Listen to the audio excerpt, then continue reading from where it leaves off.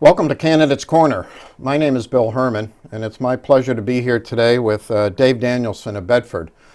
Dave is currently serving in the New Hampshire House of Representatives as a representative from Bedford, and he's running for re-election on the Republican ticket this November 4th general election. Dave, welcome. Thanks, Bill. Thanks for being here again, too. I appreciate it very much. Glad to do it. Thank you. We started on the primary show that we did, Yes. saying, why don't you take a minute or two and tell the folks of Bedford a little about yourself, particularly those perhaps that don't know you, and maybe particularly your activity in the legislature and the town government. Well, thanks. And, especially because some folks who may have seen that show or maybe didn't see that show and have moved into town over the last couple of years, just to get familiar with who I am, where I come from, is I'm a native of Manchester, grew up in Manchester, and educated in the parochial school system in Manchester, graduated from St. Anselm College, political science degree, and my MBA, I got an MBA from Riviera University, graduate work from Harvard Business School, and I did some graduate work. I didn't get a degree from Harvard, but graduate work from Harvard Business School and some work from Arizona State University as well. I also, as far as education was concerned, I also taught for 37 years as an adjunct at Southern New Hampshire University in the marketing and sales department, and also in leadership, in their leadership block. I also instructed at the New Hampshire Military Academy, when we had a New Hampshire Military Academy back in the day, but I was there for 7 years. I'm retired from the National Guard, Army National Guard. I spent 21 years there. So that was I think that's my educational background. Business background is I'm a sales and marketing guy, and I did sales and marketing work for metals distribution, for information technology for 10 years. I was in the real estate business for a little bit. Education, also website design. I did a little bit of that work too, yep. And civil engineering. I did some work for civil engineering firms, business development for civil engineering firms. So that's kind of my background as far as business and education. Mary and I, my wife and I, have been married for almost 48 years. We have a son, Adam, and his wife, Danielle, and they have 2 daughters. So we have 2 grandchildren. That's our family. That's where we are right now. And so that's it as far as business and education background. You asked about town, what I've done in town, and I got involved with the town, ironically, because of an accident. A lady was trying to turn onto Wallace Road. This was from Wallace Road onto 101. This was before we had lights or stop signs, or we had stop signs. We didn't have lights. But she got killed.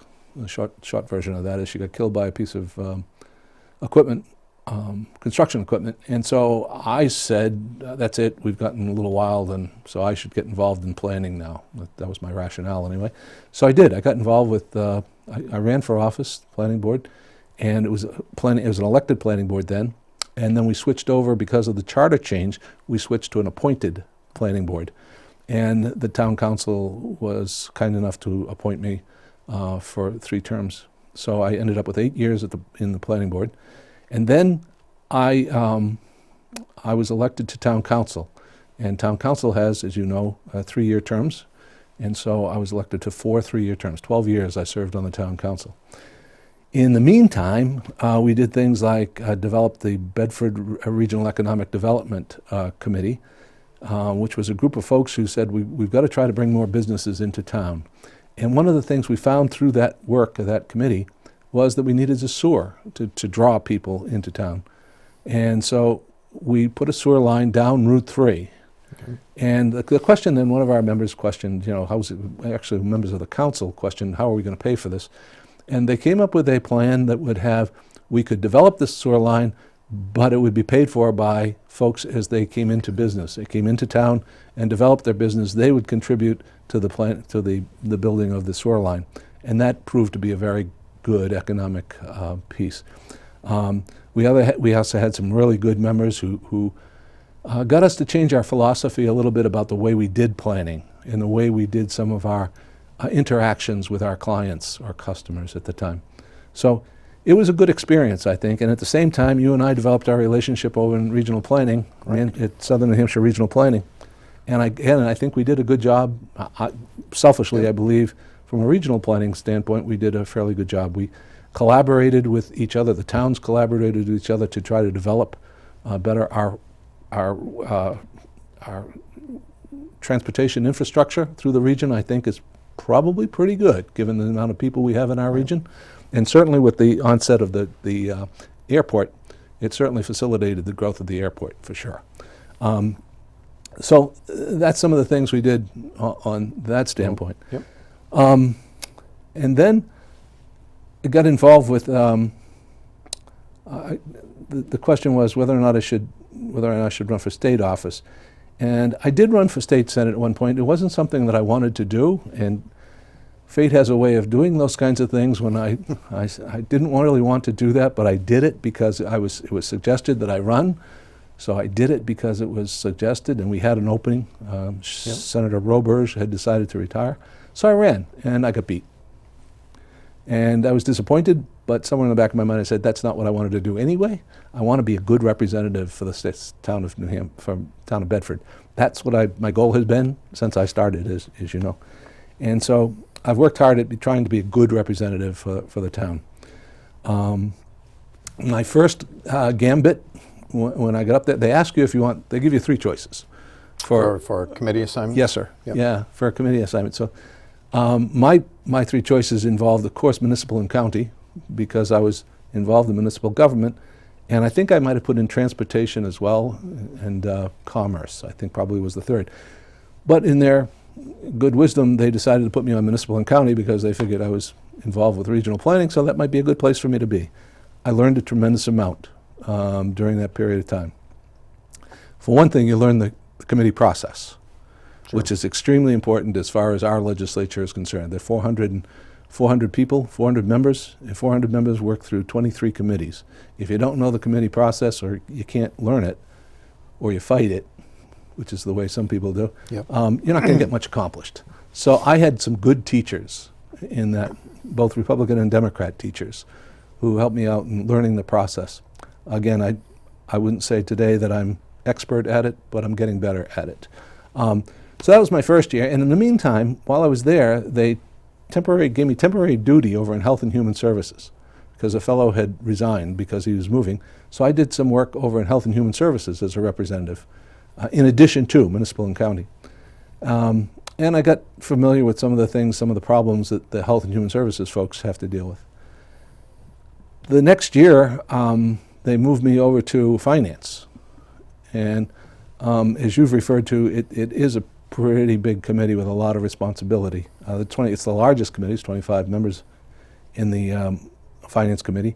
And the Finance Committee is broken up into three different pieces because of the size of the work. Division 3, which is the division I now work in, is responsible only for Health and Human Services. Okay. Division 2 is responsible for Department of Transportation, Department of Education, Department of Safety, all belong in that. The larger departments belong in 2. In Division 1, they take on everything, virtually everything else. I think there's 26 or 27 different units that they're responsible for. It sounds like a lot, but the biggest one is Department of Administration.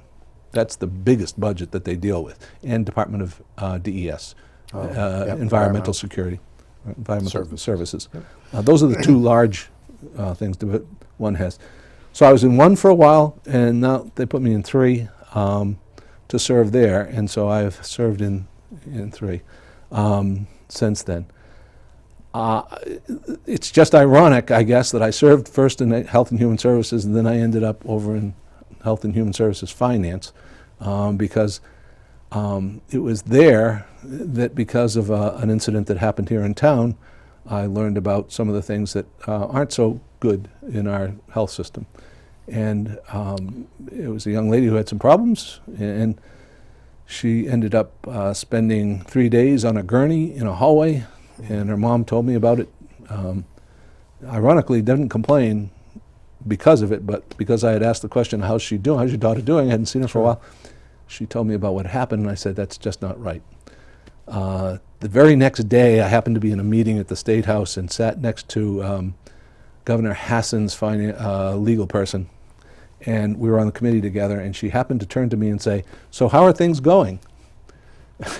She got the story. Yeah, right. Wasn't the right question to ask that morning. So I told her what happened. She in turn said, "You got to talk to the commission, HHS commissioner." I pushed back because I didn't think they'd been doing anything really in this regard. So she said, "You've got to do it." And she said, "I'm scheduling a time for you." So I did. I went and spoke to the commissioner, and to his credit, he had me come in, sat down, listened to me, and said, "I agree with you. We've got to do something." I complained about the fact that we had a 10-year plan that virtually was not touched, and that we haven't had a new 10-year plan. He agreed. He also agreed that something had to be done to move people out of the hallways. So that was, for me, that was a pretty big step for me to get involved in that. Entered Senator Bradley, Jeb Bradley, who somehow picked up on my bill and said, "I'd like to help you with this. In fact, I think I can make it better." So what he did was he vacated it. As you know, the vacate means he took Everything but the title. Yes. Dave will leave your name. Took everything out. But we did. We rewrote it. He rewrote it, and it came out to be a much better bill. And to that point, actually attracted the attention of the governor.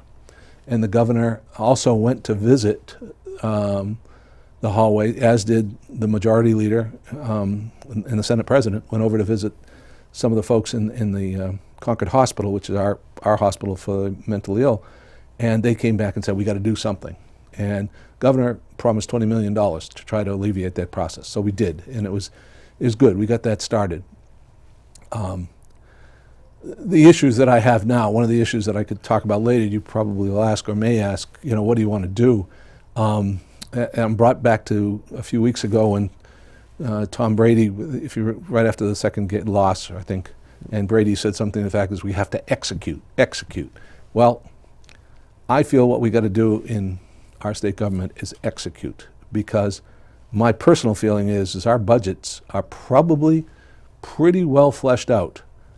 I question whether or not we execute well. Execute in terms of what it is you're actually financing through the budget? Yes, sir. For example, we provided $20 million, so the governor arranged for us to have $20 million going in this particular instance.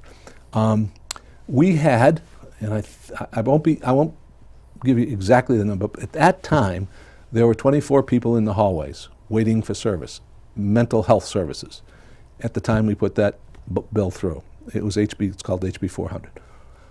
Today, and I shouldn't say today because I don't know what the number is today, but as of Monday, I believe there were 61 people.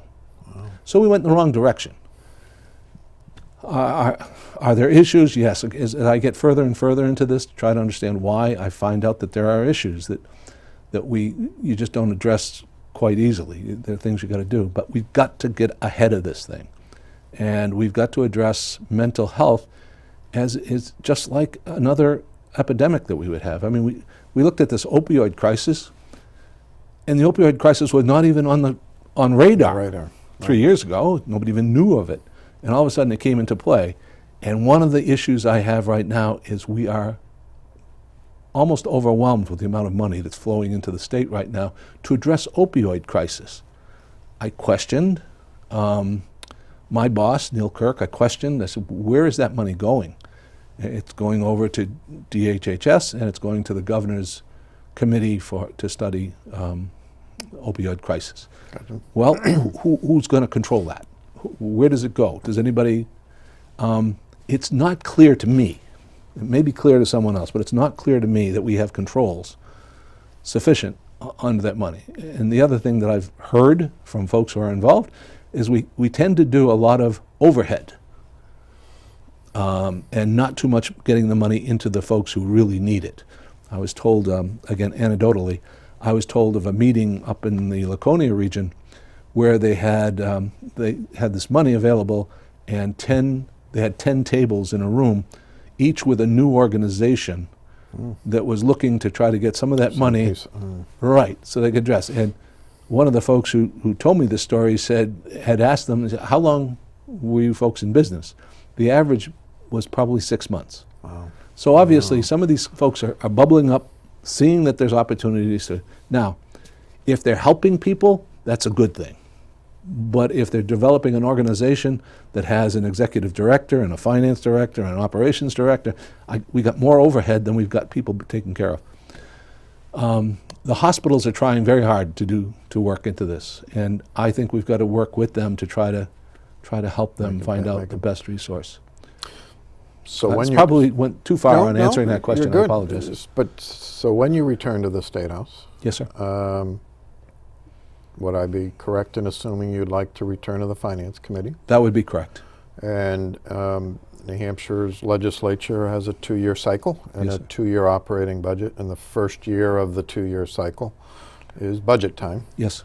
What do you see as the priorities, or what do you see want to see coming out of the next budget?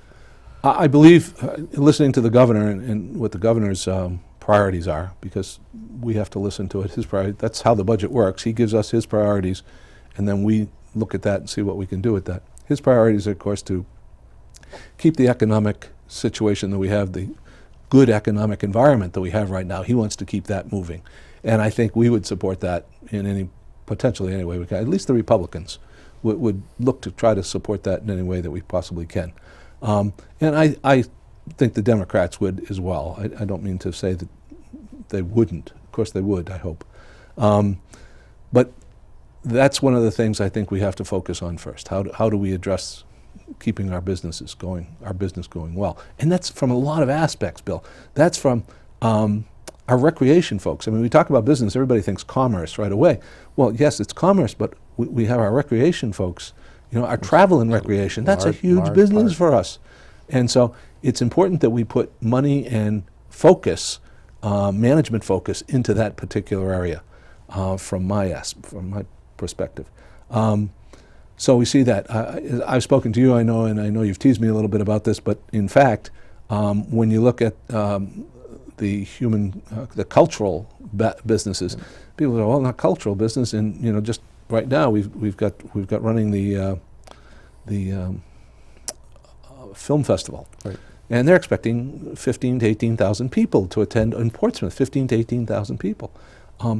The gathering of the clans up in Lincoln had 15,000 people, and 15,000 people with a $30 tag to get in. But then the amount of money they spend overnight, The lodging, the rooms, and I suspect perhaps a little beverage too. One or two. And so we get that kind of revenue coming in the door as well. So there's other things, and I joked about this one, but it's not a joke. NASCAR.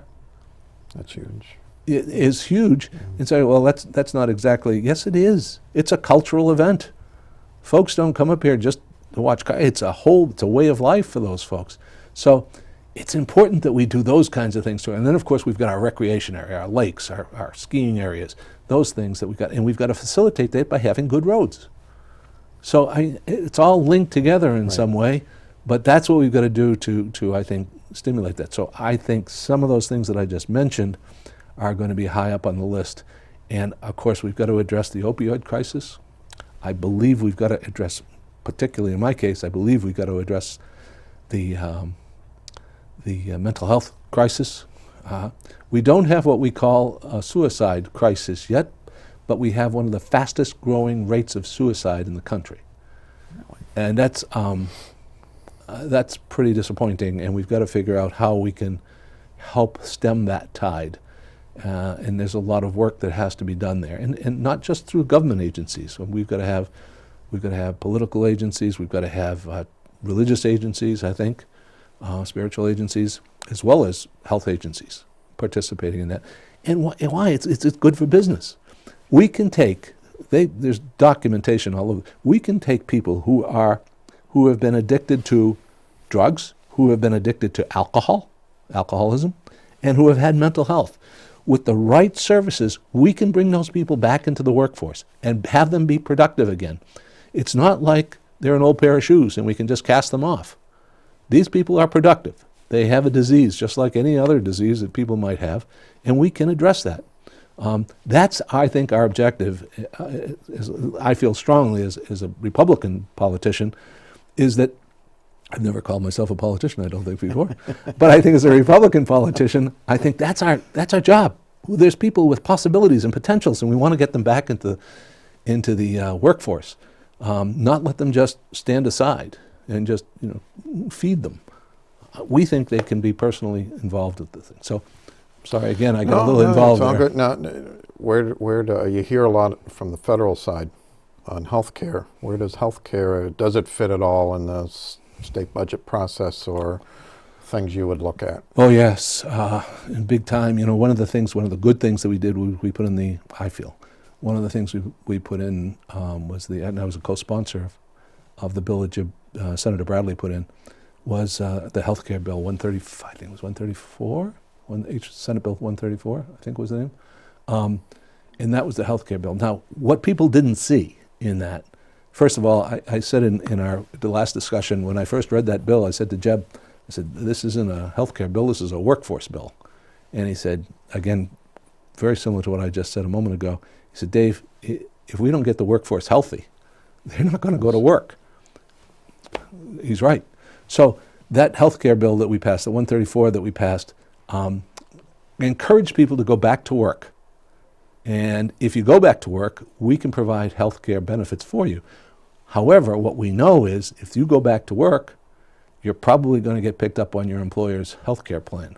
Right. So the offset was that we wouldn't have as many expenses for the state, but we would starting to encourage people to take better care of themselves. That's the idea. Now, are there statistics, which would be a question I know that you'd ask me either here or offline. Are there statistics? Yeah. We started out, I think it was 53. I'm trying to do this from memory, so I may be wrong as far as accuracy of detail, but I believe we started off with something like 53,000 people when we first did this 4 years ago. We had 53,000 people on the rolls for our healthcare bill. When we did it this time, only 15,000 of the original 54,000, only 15,000 of the original 54,000 were still on the rolls, which means 39,000 people got jobs, found other employment, found other ways to take care of themselves. That's a pretty good deal. Now, did more people enter it? Yes, because younger people are moving into it and they're trying to get challenged. They're getting challenged with higher bills. So I think that's going to be a major issue for us to look forward to. The other thing is we're getting older. Speak for yourself. Yes, I'm sorry. Yes. Folks I know are getting older. And so we've got to start thinking about how do we bring them into the workforce? And so I said, well, I just want to retire. No, most people don't want to just retire. Right. If they could work a fewer hours and have good health care, people would be very pleased with that. We've got to figure out how to do that. We've talked to the AARP. They're looking to try to do something along these lines as well. And hopefully we can do that. Another thing that I find is of issue, and I know people talk about this, is reducing student debt. And my fear of student debt is this, and I know, again, you and I have talked about this offline. My fear of student debt is this. There are components to student debt. One of them, obviously, is the colleges themselves. The second one is the banks, and people don't primarily see that. Right. The third is the federal government. Those three elements are the elements that are putting folks in debt. You say, well, no, it's the student who's going. No, it's not. For example, I remember sitting in a meeting, and one of the people who was at this economic development meeting in Manchester said his child had just come back in. His son had come back in and said, "Dad, they just put in a new track at school. Beautiful track. It cost X amount of $1 million." And then he said his daughter came home and said, "You should see the pool they just put in." And he said, "I'm not paying for pools and tracks. Right. I'm paying for education. How is this happening?" Well, the schools think that that's what they have to do in order to attract students. Well, unfortunately, while you're doing that, you're putting the students in debt. Somebody has to pay for it. Right. And what I'm looking at it is, particularly in New Hampshire, because we're kind of microcosmic, we can look at these things. I'm looking at, if you're doing that, and I mentioned it in our last interview, I talked to some folks and they said that I asked them if they had 2 children, I asked them if they were going to have more, and they said no, they couldn't afford more. And I started thinking, if they can't afford more, that means they're probably not going to build a house that can accommodate that family. If they're not going to build a house, that means it's going to start impacting our construction industry Sure. and real estate. And so now all of the money that we have tied up in real estate and evaluation of real estate is going to start to go down because these kids can't afford to build houses. That starts to impact our school systems. So I see it as almost as severe as the real estate debacle of 2008. That's what I see in the future if we don't do something here. But we can't affect the federal government directly. We can affect state schools. We can't affect private schools. Right. But we can do something to try to change attitudes around that, and that's one of the things I find so important because it has so many rippling effects. You know? Real quick, because we're getting near to an end, Right. but an issue that came out, or a new item that came out of the last legislature was Keno.